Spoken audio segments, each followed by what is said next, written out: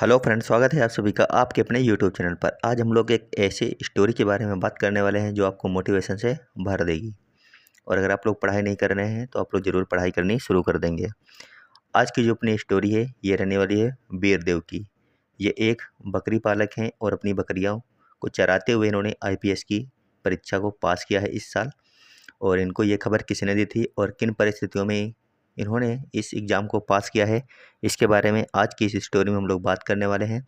इन्होंने कितनी बार में एग्ज़ाम पास किया है और इनकी उम्र कितनी है और इन्होंने किस प्रकार से अपनी तैयारी की साथ में अपना बकरी पालन करते हुए। तो लगातार आप लोग अंतिम तक इस वीडियो में बने रहिएगा। यहाँ पर आपको काफ़ी रोमांचकारी स्टोरी ये मिलने वाली है। तो हम सबसे पहले बात करते हैं कि ये कहाँ के रहने वाले हैं। तो ये महाराष्ट्र के कोल्हापुर ज़िले के कागल तहसील में यमगे गांव के बिरदेव सिद्धप्पा डोड़े ने संघ लोक सेवा आयोग यानी कि यूपीएससी सिविल सर्विस परीक्षा 2024 में 551 नंबर पर इनकी रैंक आई है। कितनी रैंक है? 551वीं रैंक हासिल कर अपने परिवार और गांव का नाम रोशन किया। इस सफलता के बाद वह आईपीएस अधिकारी बनने जा रहे हैं। कौन से अधिकारी बनेंगे ये? आईपीएस अधिकारी ये बनेंगे।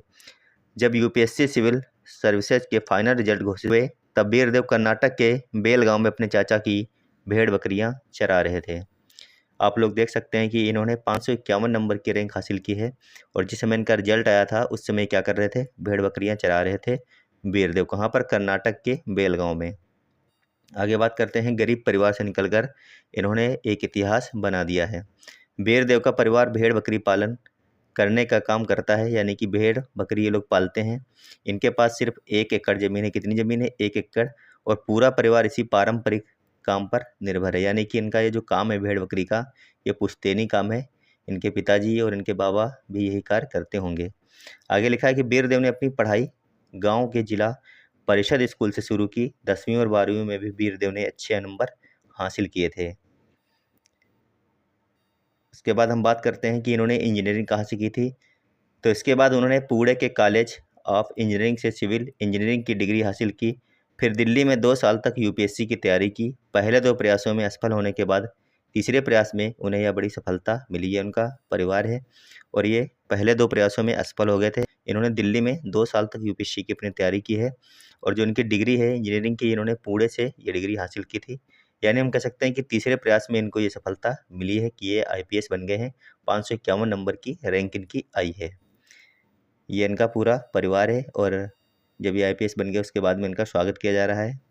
अब हम यहाँ पर अहम बात करने वाले हैं कि इनको किसने बताया था। तो इनके एक दोस्त ने फ़ोन करके इनको बताया था। जब यूपीएससी का परिणाम घोषित हुआ तब वीरदेव को इसकी जानकारी नहीं थी। वह बेलगांव के बकरियों के बाल काटने में व्यस्त थे। उनके दोस्त ने फ़ोन कर बताया कि दोस्त, तुम पास हो गए, तुम्हारा नाम सूची में है। यह सुनकर वीरदेव बहुत खुश हुए, लेकिन उन्होंने पहले अपना काम पूरा किया। उसके बाद उन्होंने अपने रिश्तेदारों को यह खबर दी। उनका काम क्या था? वो अपनी बकरियों के बाल काट रहे थे। उन्होंने बाल काटने के बाद में अपने रिश्तेदारों को, यानी अपने पिताजी को, भाई को, बहन को, सबको ये चीज़ बताई कि मैं यूपीएससी का एग्ज़ाम पास कर गया हूँ, मेरी 551 नंबर की रैंक आई है और मैं आईपीएस अधिकारी बन जाऊँगा। आगे देखिए, बकरियां चराने के दौरान पढ़ाई। इन्होंने बकरियां चराते हुए ये पढ़ाई की थी। चराते हुए का मतलब ये नहीं कि चराते चराते, इन्होंने बकरियां भी चराई, साथ में पढ़ाई भी की है।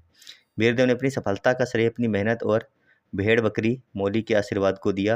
उन्होंने कहा कि बकरियां चराने के दौरान जो समय मिलता था उसमें पढ़ाई की। उनकी यह तस्वीर जिसमें वो भेड़ बकरी के साथ अभिनंदन कर रहे हैं सोशल मीडिया पर वायरल हो रही है। परिवार रिश्तेदारों का साथ मिला। वीरदेव के पिता सिद्धप्पा ने कहा, लड़के ने बहुत मेहनत की। वीरदेव ने भी अपनी सफलता का श्रेय अपने माता पिता, शिक्षकों, चाचा और रिश्तेदारों को दिया। उन्होंने कहा, इनके समर्थन के बिना यह मुमकिन नहीं था। इस दौरान उनके भाई जो भारतीय सेना में नायक हैं, उन्होंने भी उनकी काफ़ी मदद की। उन्होंने मदद की उनकी फाइनेंशियल, जो उनसे हो पाई।